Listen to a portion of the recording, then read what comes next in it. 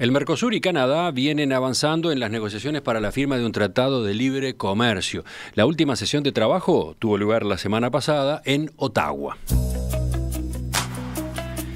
Estas conversaciones forman parte de la agenda exterior del bloque que integramos, donde también siguen abiertos los contactos para un acuerdo comercial con la Unión Europea y otra vez aparece alguna ola de optimismo. Ahora, desde el Frente Amplio surgen voces que cuestionan al Poder Ejecutivo por no informar a la fuerza política sobre el contenido de estas tratativas, tal como ocurrió en su momento cuando se preparaba el nuevo TLC binacional con Chile. ¿Cuál es exactamente la inquietud? Vamos a conversar a partir de este momento con el diputado Roberto Chiassaro del Partido Socialista, integrante de la Comisión de Asuntos Internacionales de la Cámara de Representantes. Diputado Chiassaro, buen día, gracias por acompañarnos. Buenos días, ¿cómo está usted? Un placer estar con ustedes, al contrario, soy yo el agradecido. La quinta ronda de negociaciones entre Mercosur y Canadá tuvo lugar entre el 22 y el 29 de marzo, fue ahí en Ottawa, como yo mencionaba. ¿Usted advierte que desde el Poder Ejecutivo no se le está dando información al Frente Amplio? Exacto, usted sabe que existe un criterio y que está incluso enmarcado en un precepto constitucional, que es el Ministerio de Relaciones Exteriores quien conduce y lleva adelante las negociaciones. Indudablemente eso es una prerrogativa del Poder Ejecutivo y me parece que así sea correcto. Sin embargo, usted, como bien lo señalaba, ha podido observar que muchas veces, luego de que un tratado es firmado, comienzan las posibilidades de poder interiorizarse de las características del mismo tratado y empiezan a surgir allí una serie de cuestionamientos, pero cuestionamientos de un punto de vista positivo, porque hay algo que quiero aclarar, no es que alguien esté en contra de la firma de acuerdos comerciales, de ninguna manera. El país tiene que expandir sus mercados y está muy bien esta política de buscar expandir las posibilidades del Mercosur. Pero lo que nosotros señalamos que en ese proceso de negociación resulta imprescindible que quienes vamos a participar finalmente en la aprobación o no de los tratados estemos yendo informados y saber cuáles son las características de los acuerdos que se están llevando a cabo. Mi pregunta es, ¿ustedes no han sido informados de ninguna de estas 5 rondas que ya tuvieron lugar? No hemos tenido ninguna información y usted me podrá decir, pero Chiassaro, ¿y usted por qué no la pidió? Bueno, yo le diría lo siguiente. Yo creo que es el Poder Ejecutivo el que debería decir, bueno, estamos haciendo estas negociaciones, tenemos estas novedades para comentarles, ¿qué les parece estos acuerdos que estamos negociando y cuáles son las condiciones que se nos imponen y cuáles son las condiciones que imponemos nosotros, cuáles son los requisitos que nos solicitan y cuáles son los que nosotros podemos hacer? Entonces, no tenemos información y sucede lo que creemos que es una mala costumbre, que cuando el tratado es firmado nos llega a nuestros escritorios y ahí nosotros empezamos a tomar conocimiento y empezamos a decir, bueno, esto nos parece bien, esto nos parece mal, y empiezan esas discusiones que podríamos muchas veces obviarlas si antes tuviésemos la información requerida. Usted dice, comienzan esas discusiones que podríamos obviar. La que aparece en la memoria inmediatamente es la que se dio a propósito del TLC con Chile. Por ejemplo. Fue un fenomenal lío. Fue una pulseada enorme que terminó dándose entre el Frente Amplio, o buena parte del Frente Amplio, y el Poder Ejecutivo. Estuvo a punto de naufragar directamente la votación del TLC con Chile en el Parlamento.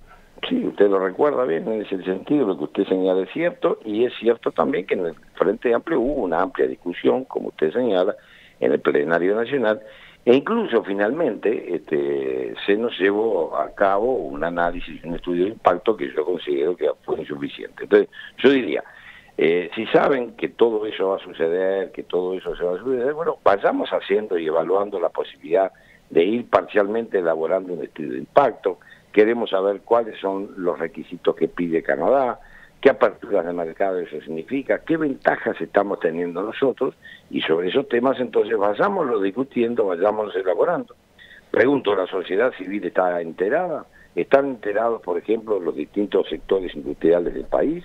¿Está enterado, por ejemplo, algunos sectores que pueden ser muy sensibles en nuestro sistema, en nuestro proceso de producción de commodities. Por ejemplo, fíjese, con la Unión Europea tuvimos un problema con los lácteos, y creo que lo seguimos teniendo pendiente todavía, donde se pedía a la Unión Europea que abriesen el mercado, el Mercosur, de los productos lácteos, a lo cual Uruguay se negó, pero hasta último momento nosotros estuvimos con diputados de la Unión Europea que nos señalaban la importancia de que Uruguay abriese el mercado de productos lácteos, a lo cual nosotros explicábamos por qué no lo podíamos abrir.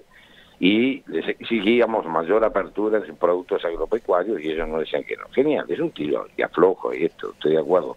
Pero hay otro cierto tipo de requisitos, como el tema de solución de controversias, el tema de denominaciones comerciales, el tema de la propiedad intelectual, el tema de las compras públicas. Entonces son todos temas que a nosotros nos preocupan y decimos, bueno, esto se va a reeditar, vamos a tener que de vuelta estar discutiendo sobre estos temas. ¿Qué posición podemos ir dando nosotros? ¿Qué podemos ir adelantando para que, bueno, si un tratado llega al Parlamento, que llegue con una discusión previa, con un análisis previo de los contenidos para facilitar entonces la negociación? Me llama la atención el planteo que usted formula, porque esta información es pública, ¿no?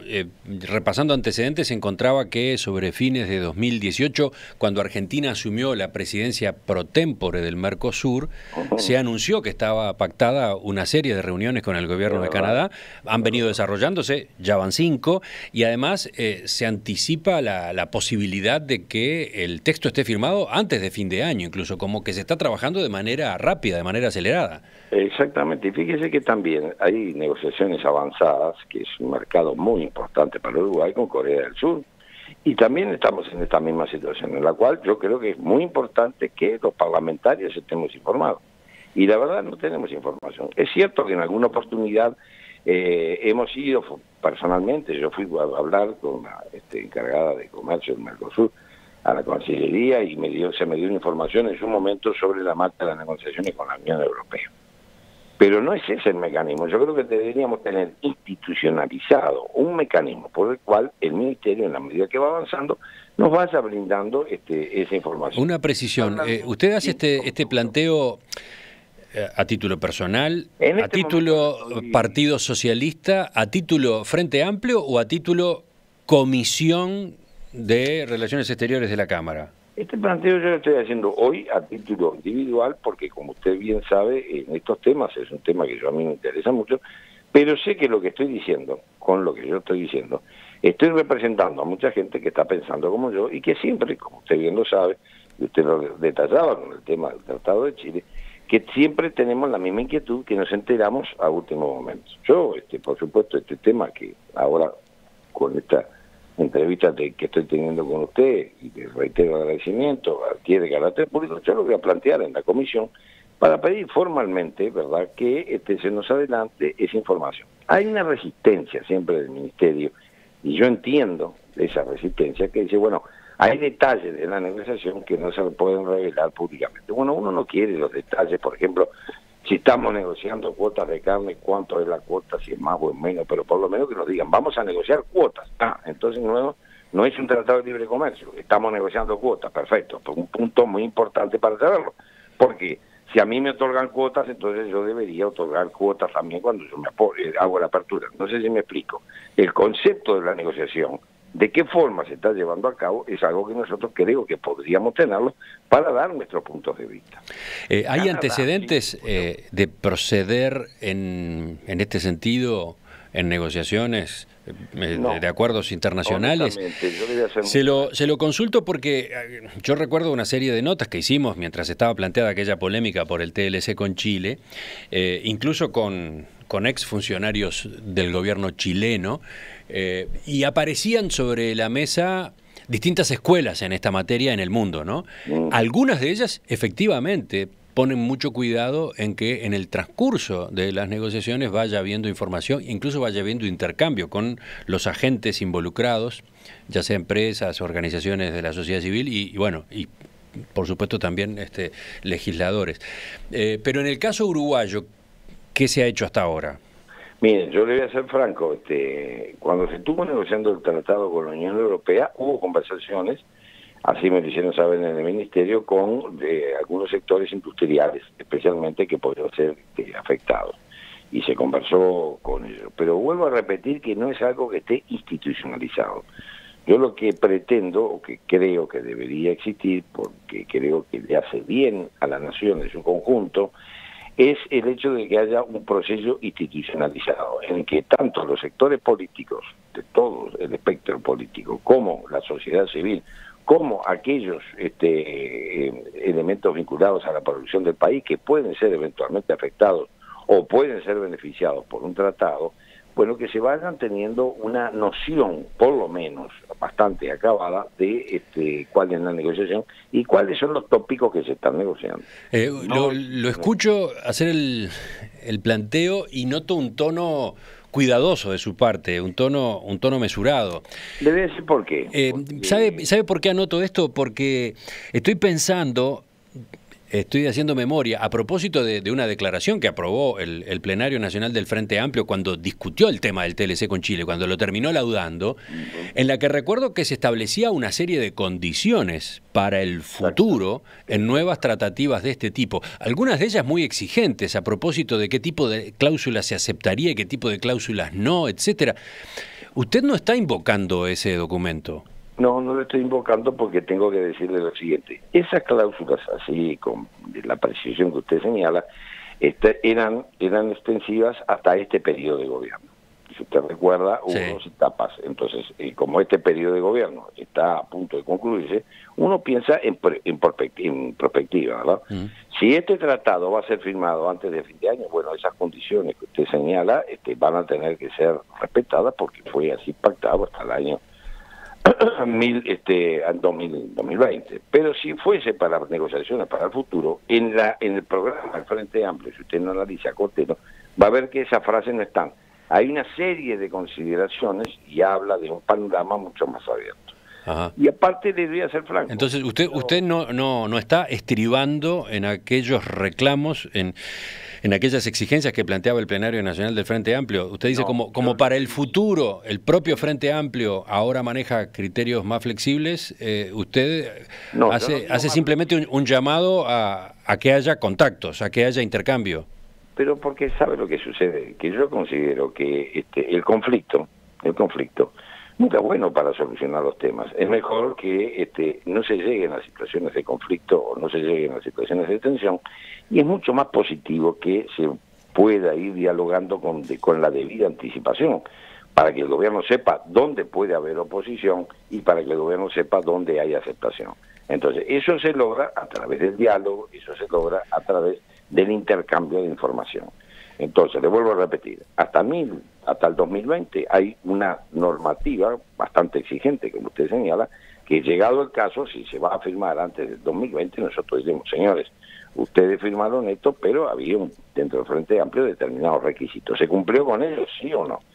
Si esto va a ser firmado luego del 2020 y corresponderá al nuevo gobierno, que yo no sé si lo voy a estar integrando o no, eso no lo sabemos ninguno de nosotros, sí vamos a estar, digamos, porque la militancia política sigue, ¿verdad? Uno no solo milita en la institucionalidad, vamos a estar en condiciones de decir, señores, bueno, ahora, ¿cuáles son las condiciones del nuevo programa? El nuevo programa, yo no digo que sea menos exigente, digo que es más, no hay esa precisión en los términos, sino que hay definidos conceptos. Usted sabe que los conceptos pueden ser interpretados de una u otra manera, porque cuando uno hace una redacción abierta da lugar a eso.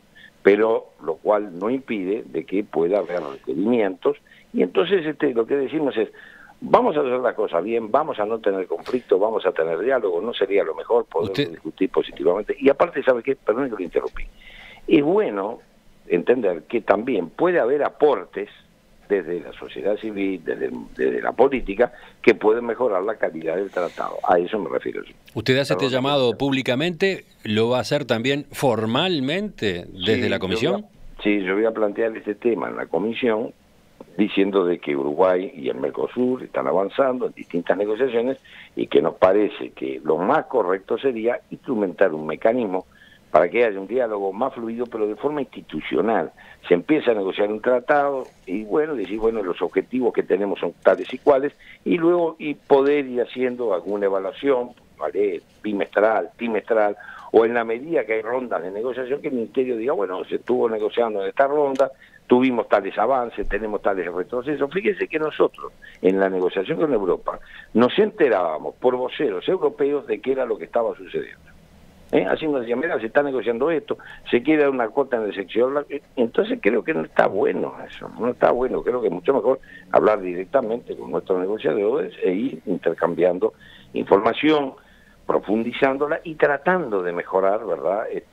Incluso el clima de la negociación y mejorar los resultados al final obtenidos. Enseguida, después de esta pausa, le hago la última pregunta. Seguimos conversando con el diputado Roberto Chiazaro, del Partido Socialista, integrante de la Comisión de Asuntos Internacionales de la Cámara de Representantes. Diputado, cuando se escucha una exhortación como la que usted hace, y lo veo en los mensajes de los oyentes, hay quienes interpretan, bueno, otra vez acá viene un freno, ¿no? Otra vez viene un bloqueo, otra vez el temor primando por sobre las posibilidades que se le abren al país con un tratado de estos, ¿no? En base al temor, el desarrollo siempre va a estar complicado. Bueno, ese tipo de razonamiento aparece. Quiero consultarle entonces, a propósito del TLC con Chile. Cuando se discutió el TLC con Chile, hubo una serie de reparos que usted mismo compartió, por ejemplo, los riesgos que se estaban asumiendo en el capítulo de propiedad intelectual, compras públicas, las listas negativas. No quiero entrar en detalles, pero usted manifestó una serie de objeciones y preocupaciones. Y lo sigo manteniendo. A la luz de los hechos, ya aprobado por los dos parlamentos y en funcionamiento, ¿se ha comprobado que algunos de aquellos peligros fueran reales?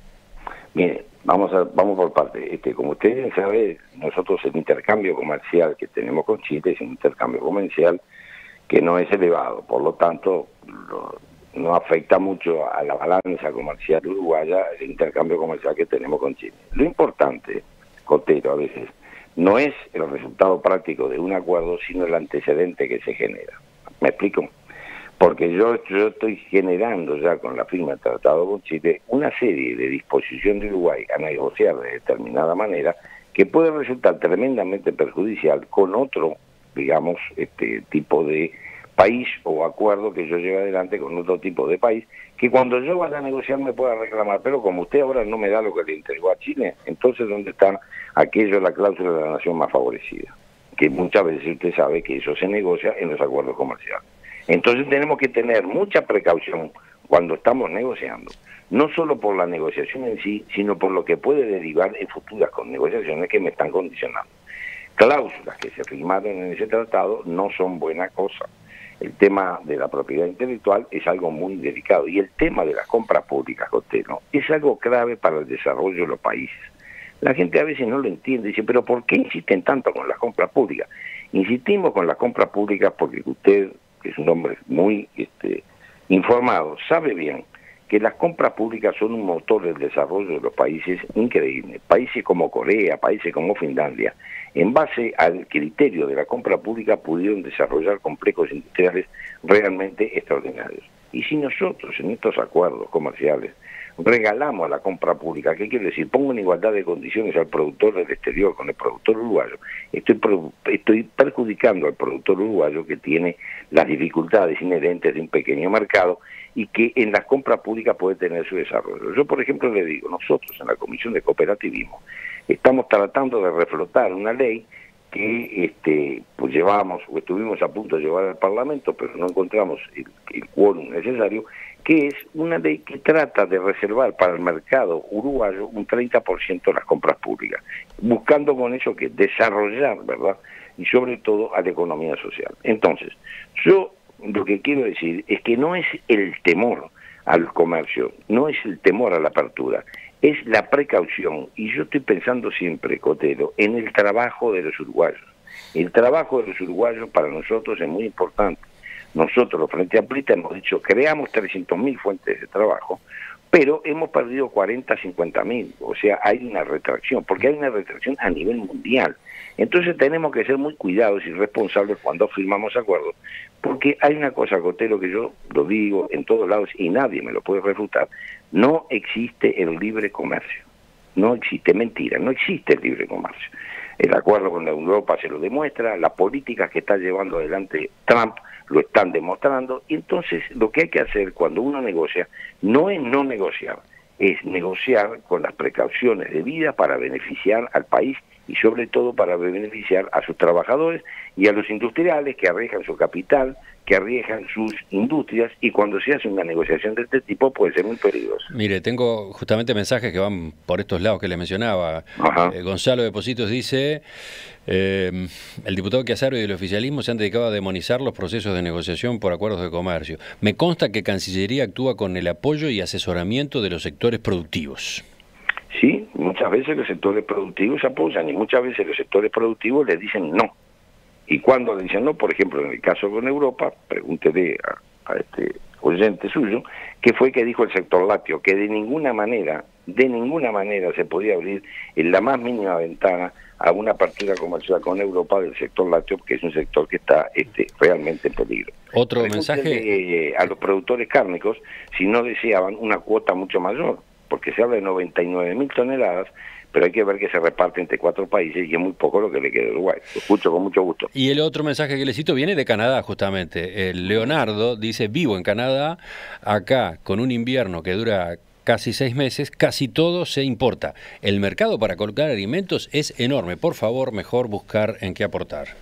Pero por supuesto yo estoy dispuesto con mucho gusto a aportar. Habrá que seguramente este oyente que vive en Canadá sabrá que Canadá tiene una industria exportadora en determinados rubros como el automovilístico y otros más de alto nivel, y que van a querer entrar al mercado uruguayo. Y entonces es lógico que quien abre su mercado también pide para ingresar a este mercado. Entonces yo lo que digo es que en esos intercambios comerciales que se hacen y que tenemos que apoyar, y yo apoyo que haya un acuerdo con Canadá, también digo que busquemos que sea equilibrado.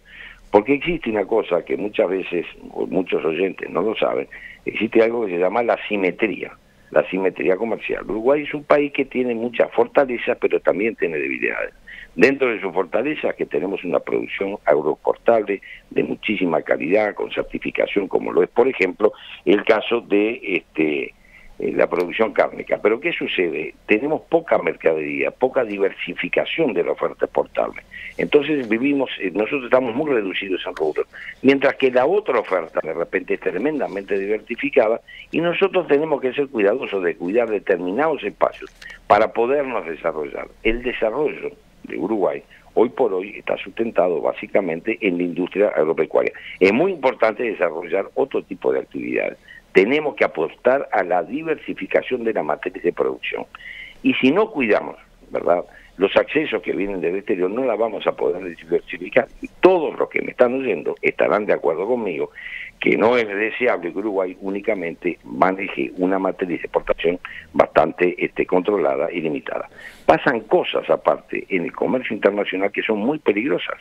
Usted sabe bien que nosotros somos proveedores, ¿verdad?, de trigo a la Argentina. Y el señor Bolsonaro, en un ataque de exceso de amistad con Estados Unidos, le abrió el mercado brasilero a Estados Unidos por 750.000 toneladas, perjudicando a la Argentina y perjudicando a sus socios en Uruguay.